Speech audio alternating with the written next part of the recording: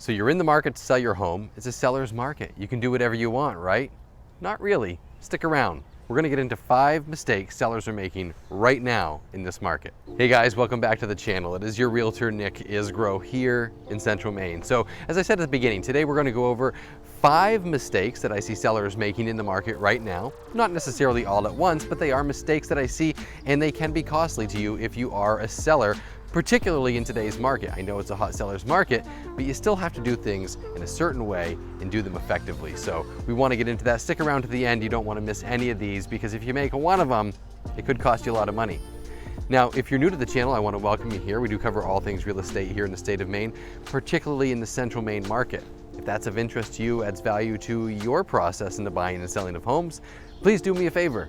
Go ahead and like this video, hit the subscribe button, knock that little alarm bell. You'll be notified every time I put out new content. All right guys, we're gonna jump right in. The first mistake that I see sellers making right now is making a ton of home repairs before they list the home. Guys, you don't need to do that by and large. Yes, if there are things that are obvious and glaring, real material defects, by all means, go ahead and take care of it. But I'm gonna tell you one thing. I have yet to be on an inspection with a buyer where we haven't come back with a laundry list of things that are, found in the house.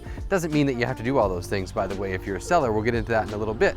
But the point is, there's always going to be things found, but you live in that house. You see things that may or may not really be a problem to the buyers that are coming to look at your home. So don't go and spend thousands of dollars making all kinds of repairs that in the end really may or may not add any value to the process at all. And in fact, that's where your realtor comes in. Talk to your selling agent and ask, do you think this is really going to add to the value? Am I going to get the money back? Does it even make sense? A lot of times the answer is going to be no, and you're going to save yourself a lot of money there. Certainly, look, if you want to freshen up a little bit, throw a little paint here and there, replace a carpet that might be just totally rank and needs to get out of there, that's fine. A little bit of a freshening is always recommended and is going to help your house sell probably a little bit faster. It may not help it sell for more money, and that's an important thing to know, but it may help it sell faster and really stand out among the competition even in this market. All right guys, the second mistake that I see sellers making in today's market is going head over heels with all kinds of remodeling of the house before they sell it. Listen, again, going back to that last one, freshening up here and there is great. And yes,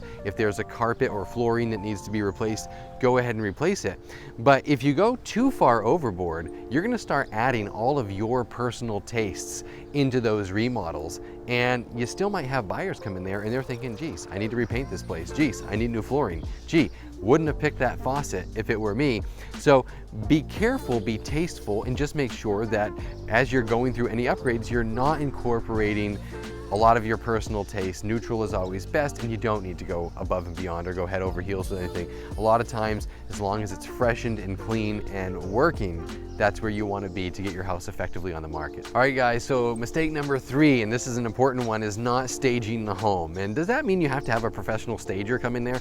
No, by all means, but I just actually had a conversation with someone and they were thinking like, geez, you know what, how about I get all of the furniture out of the house and then you can come take photos. Here's the thing with that. A, if it's empty, it looks like you need to sell real fast. It looks like you're selling under duress a lot of times. The second thing, and more importantly, is if you have a lot of strange space, and here in Maine, we have a lot of old houses, might have small rooms, odd shaped rooms, things like that. People are not necessarily going to be so creative that when they come in that they can look at the room and really visualize what that room could be like.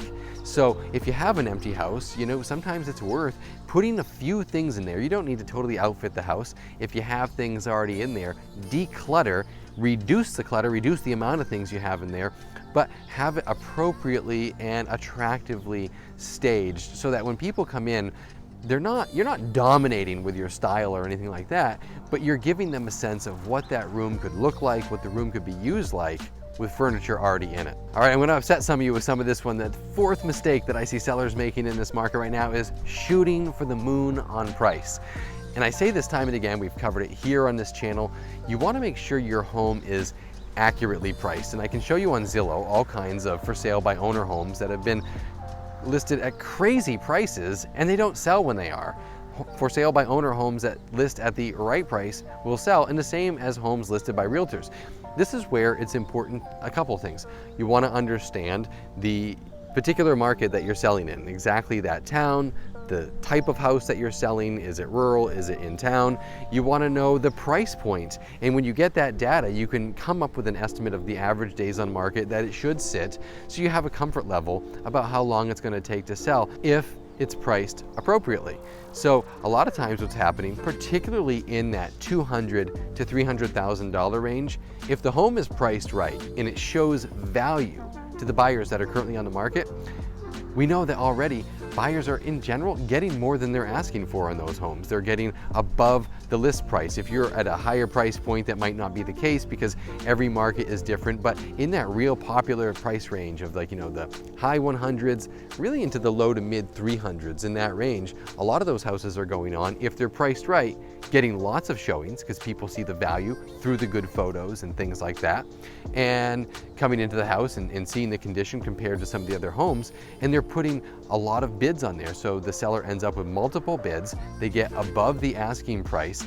They wouldn't have gotten that had they priced themselves out on the front end. You don't want to make up that gap in the moving market on the front end. That gap should get made up by what people are bidding on your house. And if it's priced right, sometimes you might get a little bit more than you're asking for. So again, look at what's out there, work with your realtor, and have your realtor sit with you, go through the comparables. One of the things I do when our houses are on the market, I send videos to my selling clients, and that way they can see. I go through all of their competition on the market. We look at where they're priced compared to the competition, making sure we're always positioned in a competitive place. All right, guys, the fifth mistake that I see sellers making on the market that I wanted to talk to you about today is really just not understanding that even though it is a seller's market, you want to be fair and reasonable with your buyers. You want to work with the buyer. So what can happen, as an example, is you get in escrow and you're moving forward, you have your buyers on one side, your sellers on the other,